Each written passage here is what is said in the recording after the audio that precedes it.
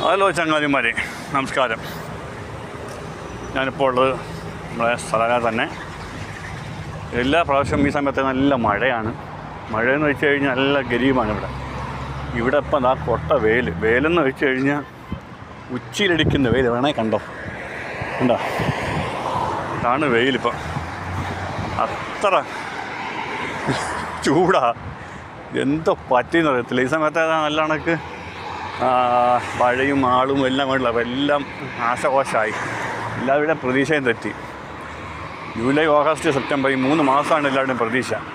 ഈ 3 മാസത്തിനാണ് ഈ സ്ഥലം എന്ന ഒരു കൊച്ചു വട്ടമുള്ള സ്ഥലം ജീവിച്ചു പോകുന്നത്. അതിനുവേണ്ടിയാണ് യൂണിവേഴ്സിറ്റി ഒരുപാട് ജനങ്ങൾ ഇങ്ങനെ പൈസ ഇറക്കി സാധനങ്ങൾ ഇറക്കിയിട്ട് എല്ലാം നാശകോശമായി. ഗതിവില്ല. മഴയില്ലെങ്കിൽ ഇവിടെ കഴിഞ്ഞ്. മഴയ്ക്ക് വേണ്ടി മാത്രം ജീവിക്കുന്ന ഒരു സ്ഥലമാണ് നമ്മളെ ഈ സ്ഥലമല്ല. പക്ഷെ എന്ത് ചെയ്യാനാ, എല്ലാം മൊത്തം കാലിയാണ്. റോഡ് മൊത്തം കാലിയാണ്.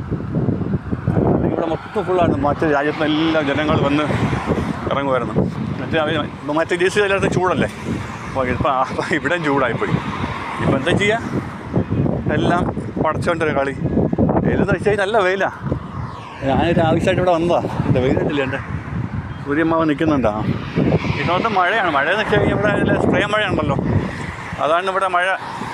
ഇവിടെ നമ്മൾ ഗരീബെന്ന് പറയുന്നത്. അപ്പം എല്ലാം പോയി. കാരണം ആൾക്കാർ വരാൻ മടിക്കും. കാരണം ചൂടത്തുനിന്ന് വീണ്ടും ചൂടത്തോട്ട് ആരും വരാൻ നിൽക്കത്തില്ല.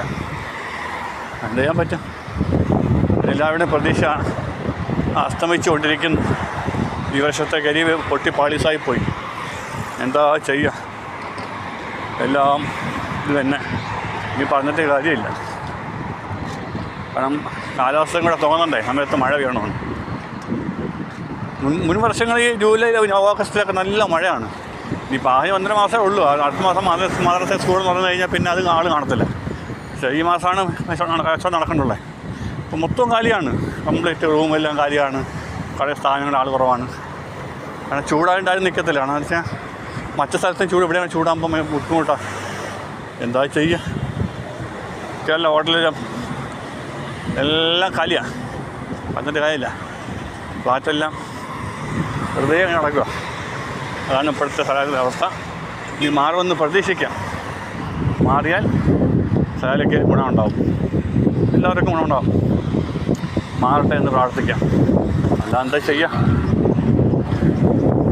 Okay, by.